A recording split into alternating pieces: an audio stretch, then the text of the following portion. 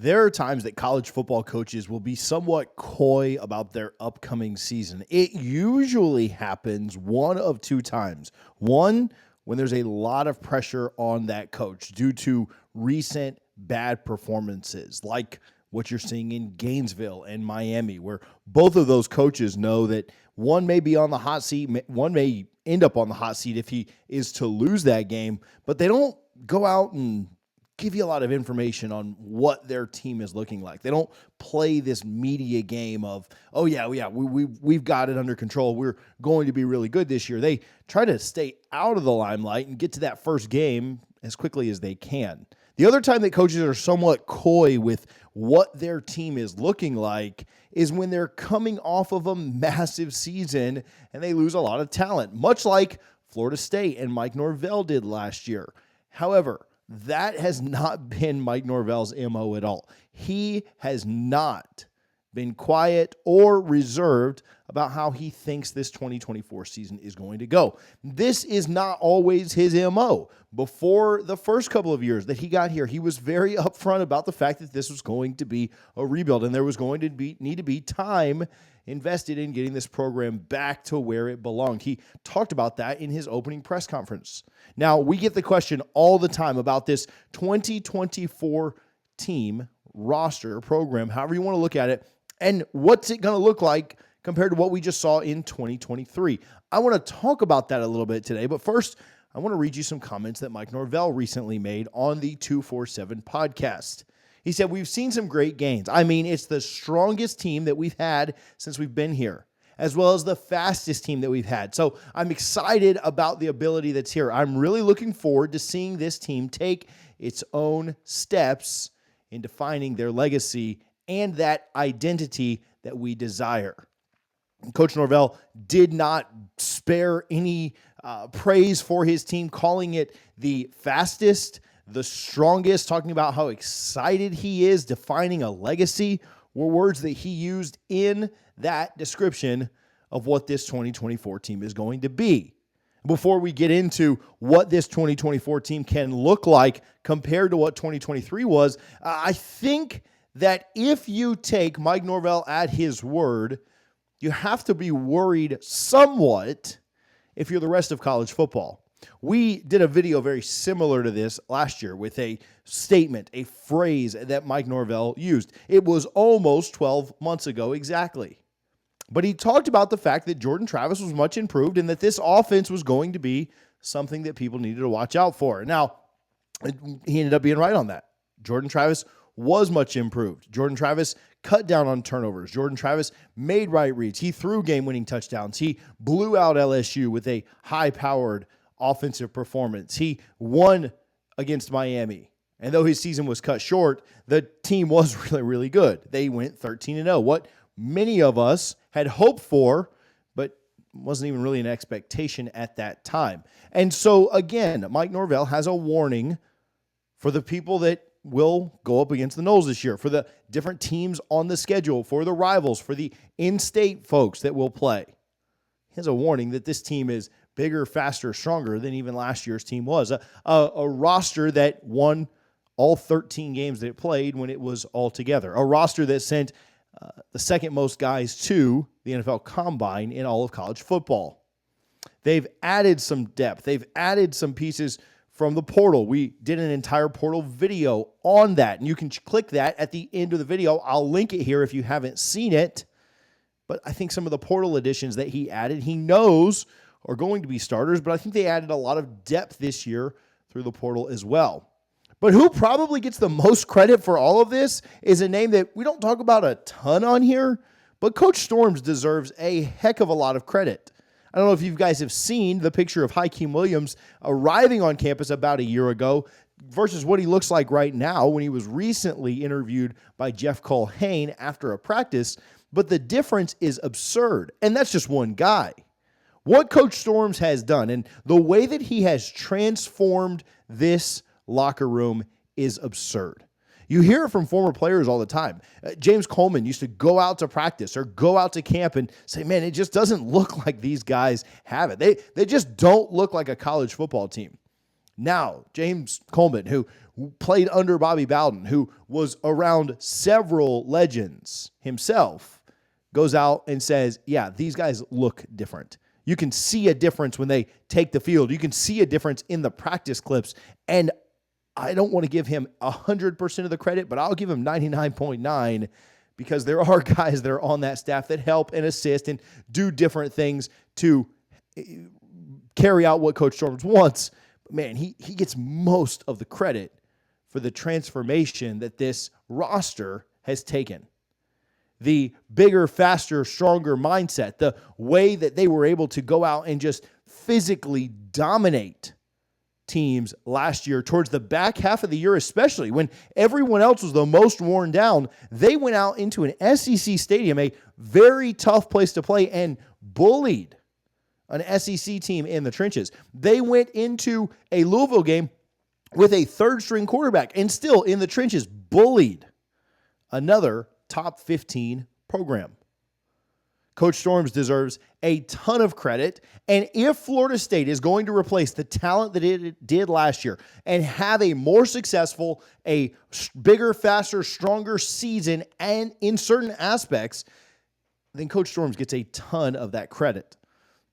Let's talk a little bit about that 2024 season compared to last year's 2023 season. But first, let me give some love to our friends over at Got Spears. Right now, they have 2 deals going on. Not sure if you are interested in one or the other, but you may have something that's right up your alley. Right now, he's got a deal going on that I'll link in the description. If you buy one 6-foot spear, you can get another one for $75. That is 50% off of that second spear. That's a deal that he almost never runs, but here before the spring game, trying to get some product moved, trying to get some inventory moved.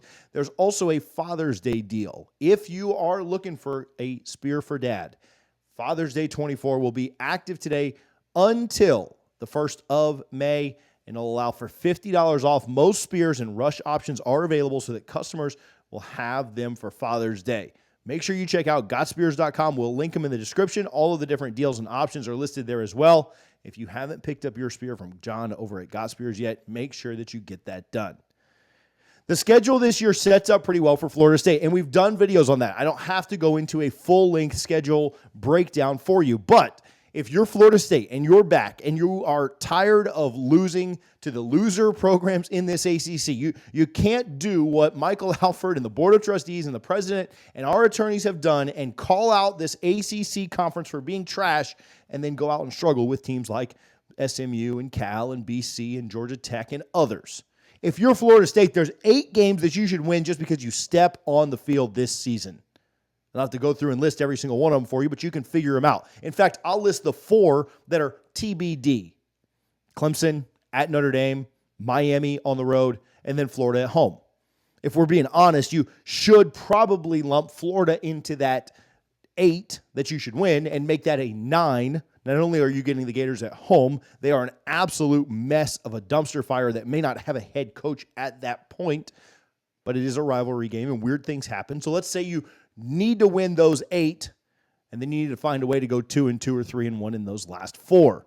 I think that's very doable.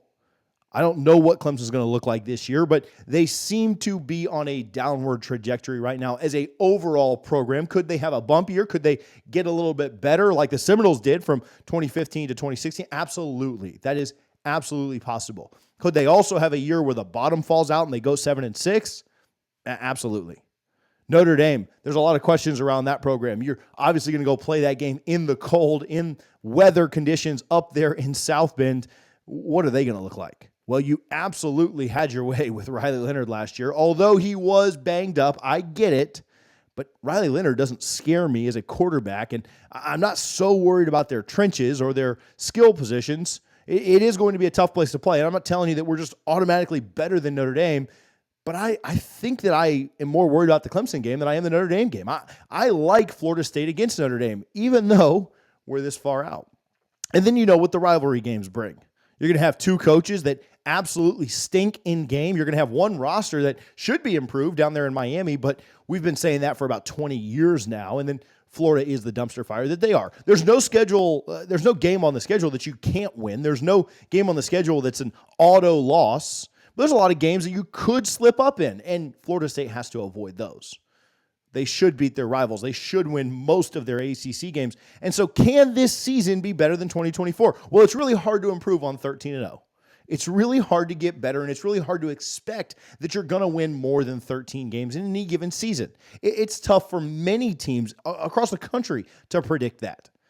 Most Ohio State fans are not saying we're going to win more than 13 games. Most Georgia fans are not saying, yes, it's an absolute lock that we win more than 13 games, although they're probably the ones with the best argument for it.